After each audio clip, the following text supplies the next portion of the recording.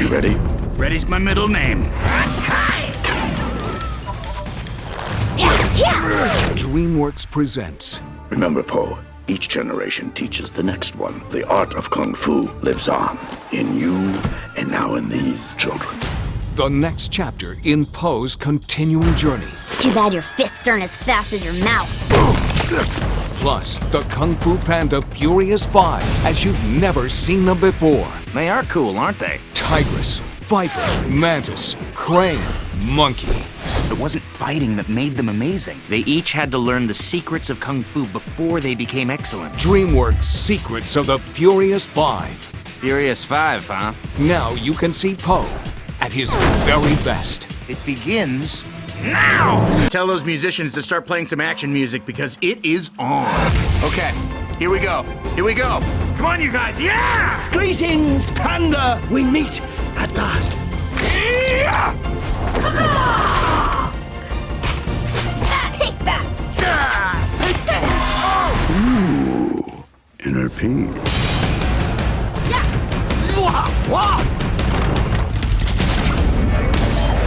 Felt good. Come on, guys, let's go! Yeah! When you start out any of these projects, you have sort of a picture in your head of how you want people to feel watching the movie. And I think what we were most proud of was that people really connected to Poe. They found a little bit of themselves in him, and that allowed them, I think, to really enjoy the ride that he goes on. You guys see that? It's called being awesome. From the very beginning, Jack Black has really created the character of Poe. My fist hungers for justice! That was my fist. Part of it is humor and irreverence and enthusiasm, and part of it is a kind of vulnerability that Jack has. There's a real sweetness in Jack's character that he brings to Poe, and I think that's one of the reasons people really connect to him. We're coming for you, Shed! And then his sense of humor, his comic timing, his ability to kind of come up with crazy pretend words in the middle of a sentence. Sparrow kick! That makes no sense. When we get there in the studio, he often ad-libs a lot of stuff. That is severely cool. But he will add stuff on his own that gives a lot of that poism to it. You guys see that? It's called being awesome. I don't know, I feel pretty good. It's great. Let's I feel like we've captured a lot of magic.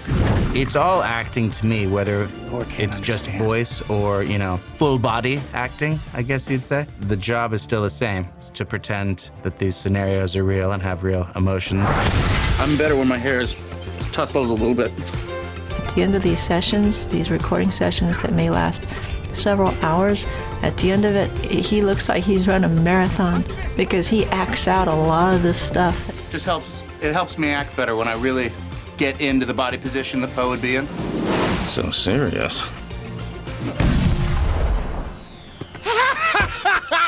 This is, in many ways, the same crew from the first film. We've been through a long, long span of Panda years together. It's really a treat to work with so many people who personally take it upon themselves to make a great product. I mean, you're working with some of the best actors in the industry. I mean, how can Kung Fu stop something that stops Kung Fu? Remember, Dragon Warrior, anything is possible when you have inner peace. We need to get to that tower without being spotted by the wolves. Poe! Incoming! Sorry, Poe, it's just me. I'll give you a signal. Gaga! Gigi! Gotcha! The thing about Poe with the Furious Five is they love him, but he's also kind of like their little brother. He's brand new to this whole Kung Fu master thing, so he'll embarrass them sometimes. That creates a lot of the comedy in the movie. Where's Poe? How can we lose a guy that big? Is that while they love him and are aware of his power, they're also kind of embarrassed by his silliness. Oh, the day you were chosen as Dragon Warrior was the worst day of my life. Nothing else came close. People like them together because I think they're like every family. They're kind of that weird dysfunctional family where they all love each other, but they get on each other's nerves all the time, and they've got a lot to work out. Tigress, no! The hardcore do understand, but I can't watch my friend be killed. I think the relationship between Po and Tigress has a lot more going on in Kung Fu Panda 2 than in the first movie. I am ready. And Angelina's really taken that character and the development of that character very seriously. She understands where she's coming from emotionally. I just found out that my dad isn't really my dad. Your dad, the goose. Well, that must have been quite a shock. So there's this level that Angelina has brought as an actress that's really made the character deeper and more interesting to watch. I hope this turns out better than your plan to cook rice in your stomach by eating it raw and then drinking boiled water. This plan's nothing like that plan. She's a fighter and she's out to go get the bad guy. She's also in this one for her, which is very nice for me. She has a bit of an emotional breakthrough and learns to be a little nicer. That was pretty hardcore. It's an amazing honor when an actor does these movies and is so excited to do it, and James Hong is really an example of that. Thank you for coming to Dragon Warriors, Noodles, and Tofu. He has just so taken this role of Mr. Ping to heart and really become him. He'll send us notes, thoughts that he's had about the character in the middle of the night, or even when he's not working. I feel like he's still really thinking about the character and what it means to have that son. So good to see you, Po. Have you lost weight? I can almost put my wings around you. Mr. Ping is really a character of depth. He has many facets. He's a single parent, sort of like a Jewish mother and a Chinese father combined, if you can imagine that. And that's me giving you a piggyback ride. On second thought, I'll hang on to this one. I think it was just like one of these perfect marriages between actor and role. He's just incredibly passionate about it. In honor of my son, free tofu desserts for everyone with purchases. Kung Fu Panda 2, we had a lot of new characters, and we were really lucky to find so many great actors that wanted to come and work with us. The year of the peacock begins now. We wanted to do a villain that was a little different than the first movie. We thought, well, what if this time Po is challenged by somebody who's going to be a real mental opponent for him? So came up with this idea of a peacock who isn't obviously physically strong, but one who'll be very cunning, very smart. With the weapon by my side, all China will bow before me. I think we all felt like Gary Oldman would be the perfect casting for the peacock. He's so intelligent, and he has so many layers and levels in his acting. Everything must be exactly as I envisioned it. He understands. It's a very kind of twisted, demented guy that the peacock is. Call in the wolves! All of them! And Gary really gravitated towards that. As you know, he's done some amazing villains, and I think the peacock is a really fun one. Whoa! The only reason you're still alive is that I find your stupidity mildly amusing. Well, thank you. You know that sort of proud, entitled thing that peacocks have?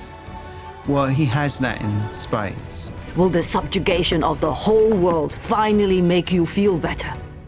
As a start. He's very witty and he's quite a mean tongue on him. Happiness must be taken. I mean, he fits very nicely in the gallery of sort of Oldman villains. Find this panda and bring him to me. Yes, sir. Guess nobody told you. If you mess with a wolf, you get the fangs.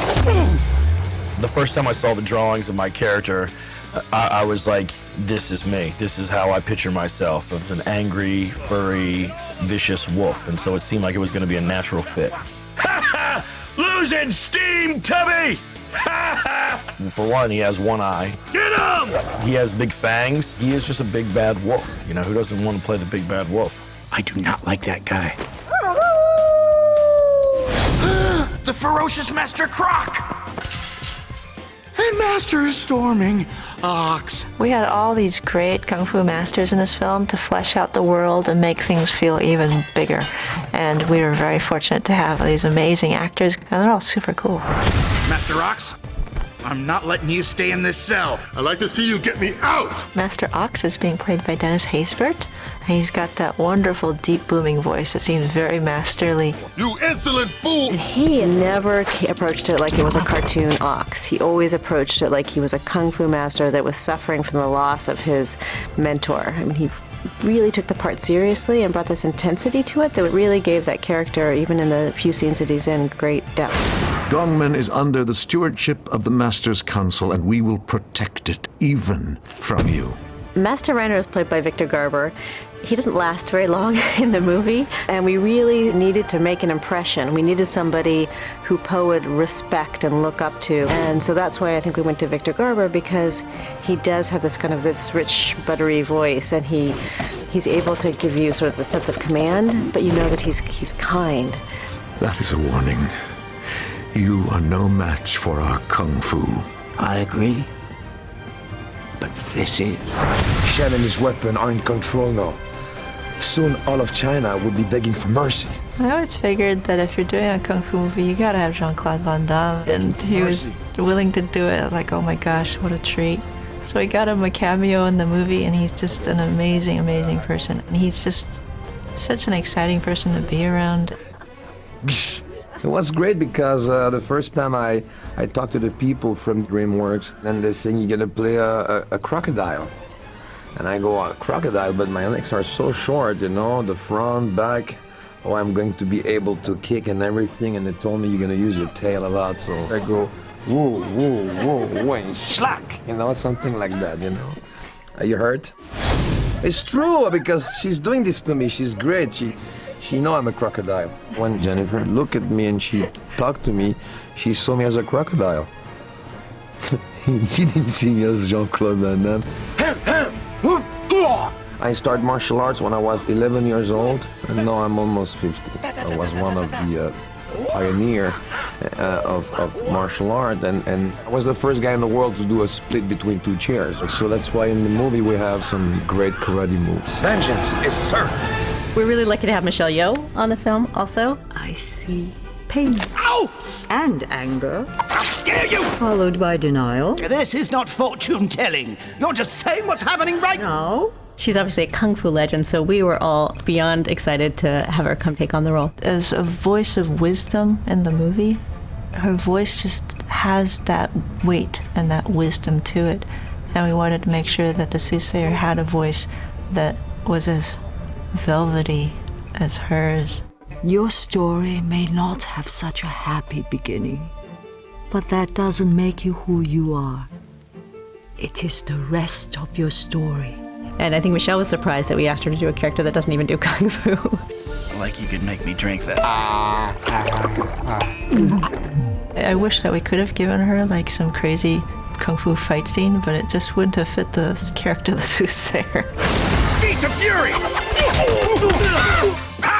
We got a great cast. I know people are excited about just hearing those voices and seeing their moves. And it's the combination of exciting kung fu action Skadoosh. with, you know, the ridiculous comedy. Disc of destruction! Ooh. It's one of the films that I've made that I'm absolutely the most proud of. I think it is beautifully done. It's funny and it's touching and it's got great action and it's all those things that make a great movie. I love you, Dad. To be part of this, it's a great feeling. It's just a special feeling. It's an action comedy. I like a squirrel! Taste the defeat! With a Kung Fu Panda. I mean, come on. Kung Fu still lives! In 2008, we traveled to China because we wanted to up the ante on the sequel and try to find ways of making this world even more epic, more real. So we went there personally, walked around this beautiful, beautiful place. And on this map, you'll see places that we visited. They aren't exactly the same because we are making a fictional movie and it's not completely historically accurate. But we're very inspired by many of the places that we visited.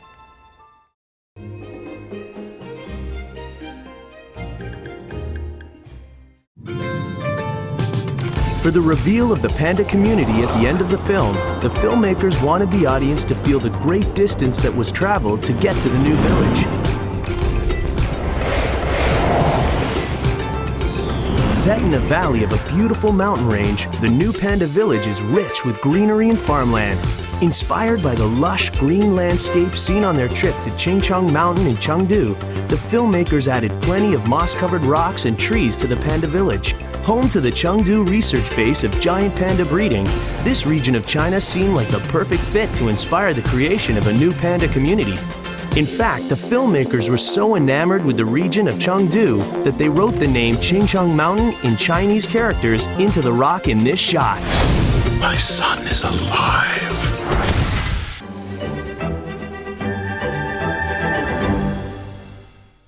Come on, guys, let's go!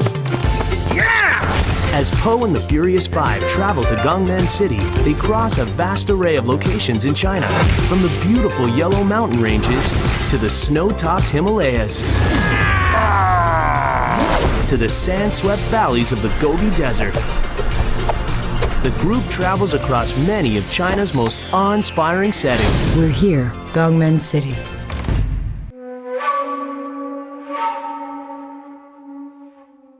Are you familiar with the master of Gongmen City? Master Thundering Rhino? Yes. The look and feel of Gongmen City is meant to play in direct contrast to Po's serene hometown in the Valley of Peace. Gongmen City is a bustling environment full of an abundant population of antelopes, bunnies, pigs, sheep, and wolves. Hey. The city, which features crowded markets and crisscrossing alleyways, was designed to take Po out of his comfort zone. The city of Pingyao in China proved to be an endless source of inspiration for the design of Gongmen City. Small details like statues, red lanterns, architectural designs, and ornate flower details all add to the charm of Gongmen City. Rickshaw carts, which play a key role in the chase sequence in Gongmen City, were inspired by carts seen in the cities of Beijing and Pingyao. No! Even the scaffolding seen in the film was influenced by photos taken by the filmmakers. Your turn! I do not like that guy.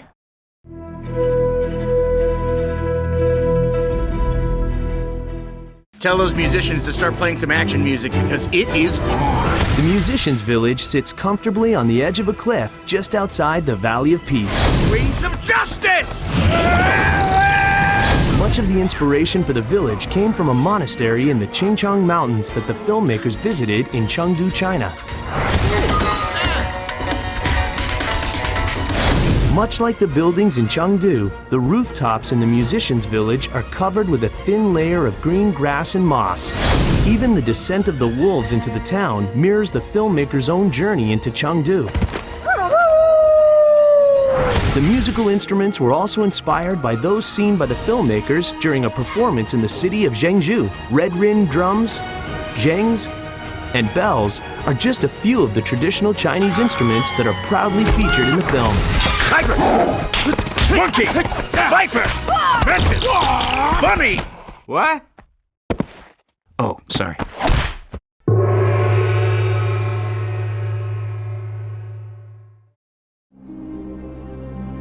The Valley of Peace is the home base for Shifu, Po, and the Furious Five. Yes!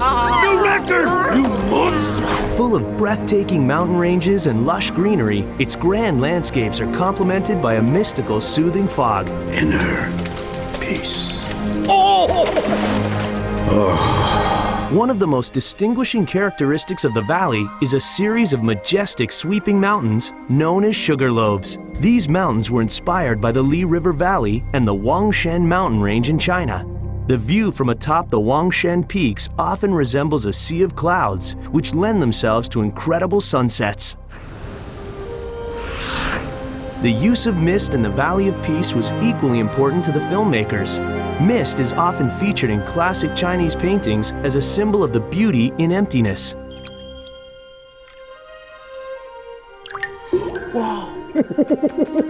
And to the filmmakers, it also added a certain element of poetic mystery to their beloved valley. Don't worry, Shifu, I'll master inner peace as soon as I get back. No snack stops this time. Snack stops. Wait, are you serious?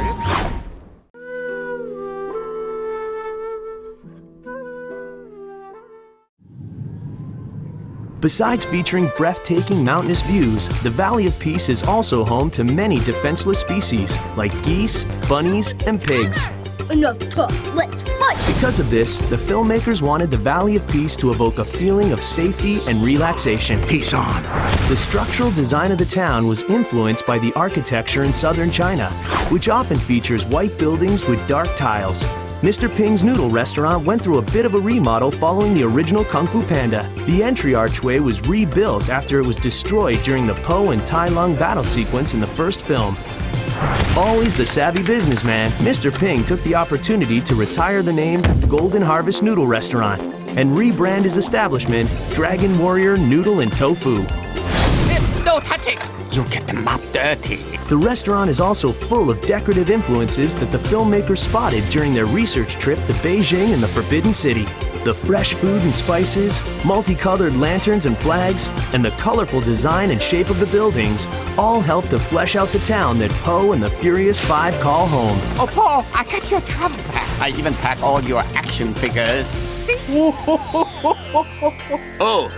Hey, I don't know what those are.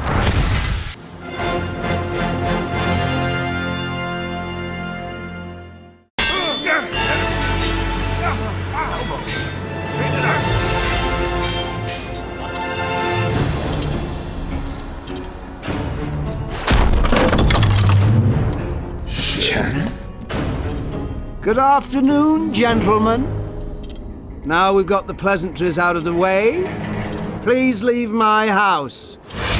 In creating a home for the villain Lord Shen, the filmmakers wanted to build a tower that was impressive both in size and scale.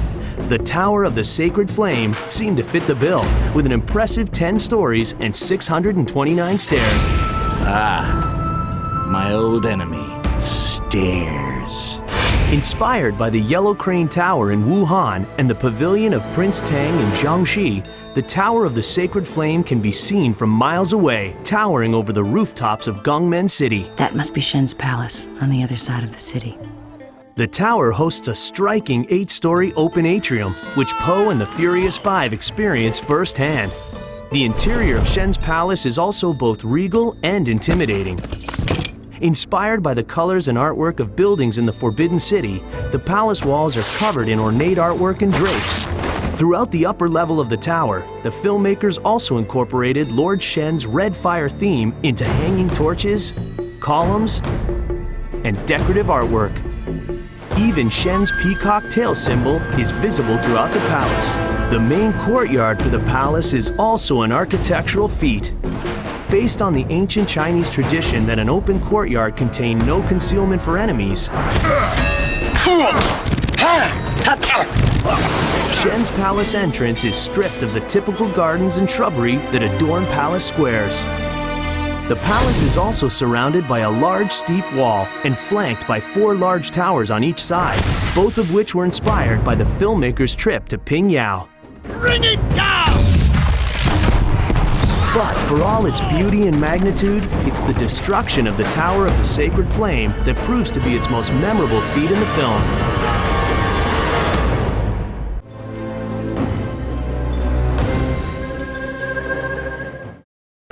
Once we reach the harbor, you and your precious Kung Fu will die.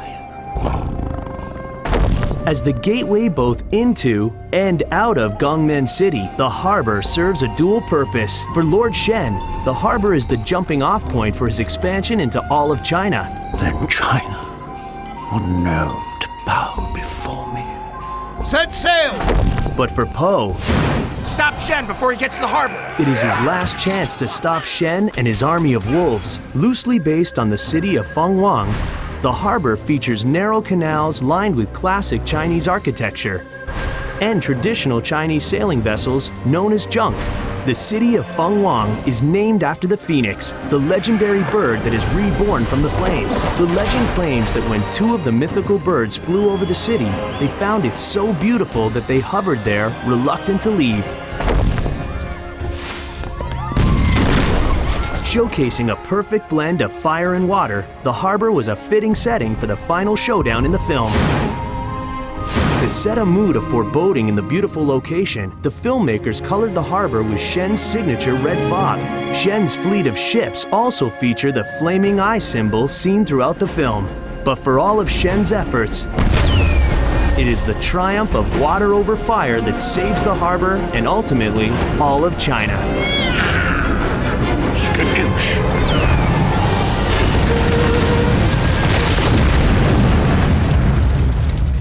The sequence is called Fight Club. And originally, when Po and the Five went to search for the masters, they found them fighting for money in an underground fight den. This sequence here is where you see Mantis find the bartender at the den, and this bartender is scary to him for reasons completely because of personal reasons.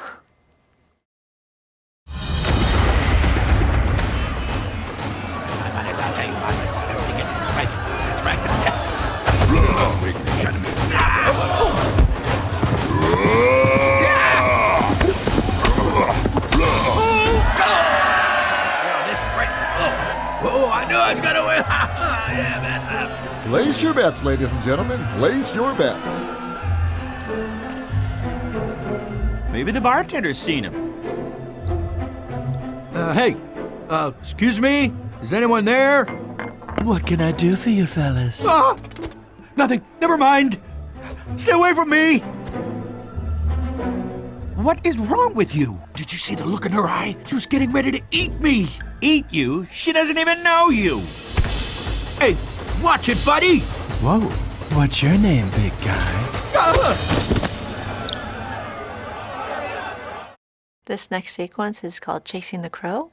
Originally, the crow, as you see here, was who we had for the boss wolf. And we changed animals because he was too similar to the peacock. And when Po and the Five get to Gangman City, Po gives chase and tries to stay out of sight.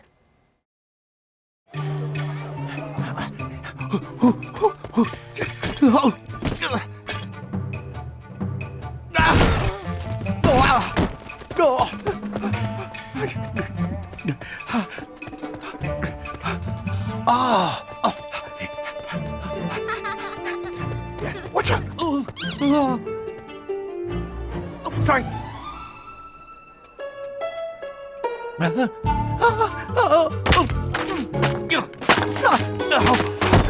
Whoa, hey, watch where you're going. Whoa! Whoa! Oh, jeez.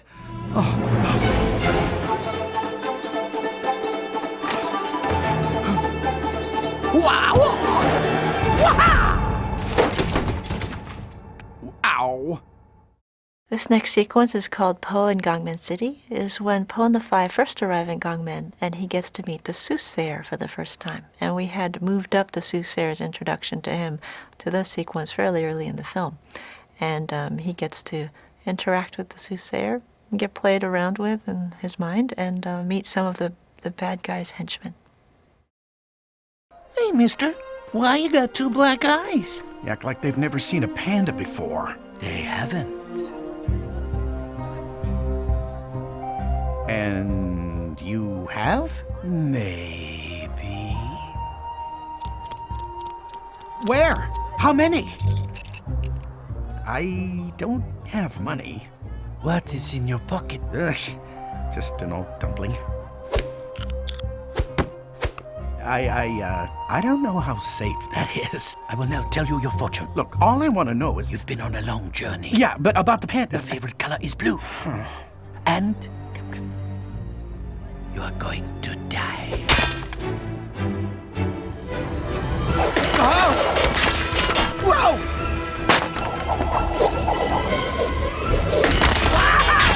He's after Po! Oh!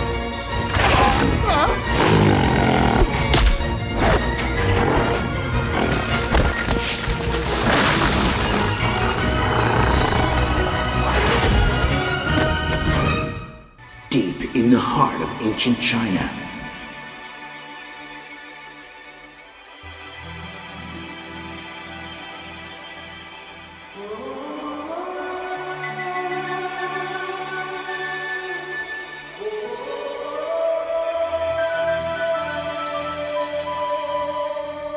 everybody is kung-fu fighting. Your mind becomes fast as lightning. Although the future is a little bit frightening. The life that you're riding. You're a diamond in the rough, a brilliant ball of clay. You could be a work of art. break, I believe that you can bend. Not only do you have to fight, but you have got to win. Cause everybody is kung fu fighting. Your mind becomes fast as lightning. Although the picture is a little bit frightening, little bit frightening. Your life is your writing, life is your writing. You are a natural. Why is it so hard to see? Maybe it's just because you keep on looking at me. The journey's a lonely one, so much more than we know. But sometimes you've got to go on and be your own hero. 'Cause everybody is kung fu fighting, kung fu fighting. Your mind becomes fast as lightning. Although the future is a little bit frightening, little bit frightening. Your life is your writing, life is your writing. You're a diamond in the rough, a brilliant ball of clay. You could be a work of art if you just go all the way. Now what would it take to break? I believe that you can bend. Not only do you have to fight, but you have got to win. Because everybody is kung fu fighting, kung fu fighting. Your mind becomes fast as lightning. Although the future is a little bit frightening, little bit frightening. But your life is your writing. Pandas are one of the most threatened species in the world, with an estimated 1,600 left in the wild. In order to save and protect this adored species, scientists and conservationists from around the globe have teamed up and pooled together their collective resources. In the last few decades, this global effort has spawned panda births from Spain to Thailand to Mexico. And with each new panda birth comes hope in the future of our beloved panda. Join us for an inside look at the adorable, lovable giant panda. It's easy to see why people around the world are so fascinated with pandas. And for the filmmakers of Kung Fu Panda 2, spending time up close and personal with pandas proved to be an invaluable experience for bringing pandas to life on the screen. Between their adventurous climbing skills, adorable facial expressions, and love of eating, pandas were an endless source of inspiration for Po. As part of their research for the film, many of the department heads had the unique opportunity to visit the Chengdu research base of giant panda breeding in China. That's severely cool. When you make a movie, it takes a lot of years, 3 years, and you're always looking for moments of inspiration, and I think that's a big part of coming here, is just being inspired and excited to spend another 3 years with pandas. Also just to see things that we might not know about them, little ways that they move or how they act, and have a chance to see them in habitat that's so close to the natural habitat is very exciting. It looks like the actual habitat that they would have out in the wild, and you can see in just the health and the vitality of the pandas here that there's a great deal of love that goes into taking care of them and researching them. So it's wonderful to see. You guys see that? It's called being awesome. We never got to on the first film, and now to see one up close and personal is amazing, and also for what the film is doing for the conservation of the panda. We feel very honored to be here seeing the panda. It's amazing. There's a happy panda. Besides creating the research centers, China also loans pandas to zoos around the world, with the hope that breeding techniques might be discovered and shared among scientists. I don't think a lot of people realize that all the pandas in the U.S. and any country outside of China really are on loan. They're owned by China. As part of that loan agreement, we contribute substantially to conservation projects in China. The money aside, what that has done is really brought a broader network of scientists, trainers, veterinarians who are dealing with different aspects of panda research and reproduction and biology. One of the greatest benefits of the zoo loans is the increased public awareness of the plight of the giant panda. But fans of the panda would say it's the chance to see their favorite animal up close and personal. In 2010, Zoo Atlanta in Georgia was blessed with a panda birth of its own. Born to parents Lun Lun and Yang Yang, the male panda cub was healthy and strong. But like all panda babies, the cub was not quite as cuddly as one would expect. When a baby panda is born, it doesn't look like an adult panda. So when they're first born, they don't have any of the black markings. They're mostly pink with just a sparse covering of white hair, and they're very loud. So their main way to tell mom if they're cold or hungry or anything like that is by vocalizing really loudly. So they're kind of this just screaming little pink animal that doesn't look anything like a panda. To watch him evolve from little pink thing to black and white to fuzzy black and white was really, really cool. So I think just seeing the evolution and the progression of his maturity has really opened my eyes to how fantastic pandas are. Panda fans at Zoo Atlanta were also treated to an additional surprise when their baby cub reached 100 days old. Well, when pandas reach 100 days of age, there's a Chinese naming ceremony, which is really special. It kind of denotes the importance of them reaching 100 days because they are a species that's incredibly fragile and vulnerable when they're first born. And so at 100 days, we had a great ceremony. Giant panda cub born November 3rd, 2010 is officially named Po! I flew here to Atlanta, Georgia, to meet a panda for the first time. I've never been in the presence of a panda. I have portrayed a panda to great success. It was time to finally come face to face with the real thing. I have a bond with Po, and I have a feeling that we will be spending a lot of time together in the future. And it was really special that it tied into that movie, which brings a lot of awareness to pandas throughout the world. I think everyone's kind of happy to have a single syllable, easy to pronounce name for a change, so that's been nice too. Like most cubs, Po loves spending time with his mother Lun Lun, but he's also beginning to explore around his den. Each month he changes and grows a little bit, and he is becoming more independent from his mother. He's still, he's going to nurse from her for at least 1.5 years, but he spends more time away from her, and that's mutual. She's more comfortable allowing him to do that.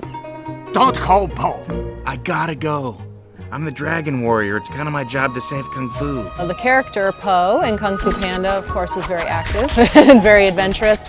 And little Po here at the zoo is the same way. He's pretty daring, so he does share some similarities with his movie character. As they get older, panda cubs become more adventurous and express their love of climbing and rough and tumble play. So now that he's older, he's 7 months old now, he's pretty indestructible. So he is a baby bear, and his mom plays with him, and they play really rough. If you watch them, he climbs very high. Sometimes he falls, sometimes he lands on his head, he bounces right back up, he's fine. Besides playing with Mom, Po's other favorite activity is sleeping. All pandas love to sleep. It's a good pastime of theirs. Po has learned to get into some quite interesting ways. It's always interesting to look under the monitors and see him curled up in a ball 1 minute, and then somehow it seems like he's flat out on his back. And then you turn around, next time he's halfway up the tree, dangling. So pandas can always sleep wherever they end up.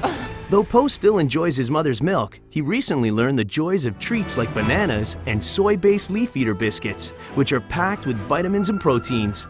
Po has just learned how tasty the leaf eater biscuits are lately, so he's taken to stealing them from his mom. We'll occasionally put some in his favorite eating spot, and he knows to eat them before Lun Lun finds out that he's eating them, because she will take them back.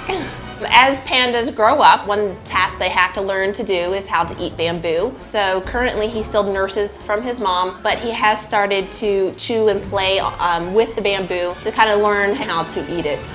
So all of our pandas that are here at Zoo Atlanta, even if they're born here, they still belong to China. So when they get old enough, it's important for them to go back to China and be part of that population. So Po, when he's old enough, he will go to China to be part of the captive breeding program there. Probably when he's about 3 or 4 years old. It is very hard to send them away, but we know they're going to a wonderful place, and we know it's the best thing for them and their species. But for now, as Po grows older, his fans will continue to watch his progress. And with each new zoo visitor, Po can continue with his role as an ambassador for panda conservation in his future home of China. To the whole panda program as well, coming out, getting a zoo membership, visiting these animals on a regular basis, there's really no easier way to support the conservation activities and all that go on kind of behind the scenes than coming out and seeing these guys. Come on, guys, let's go!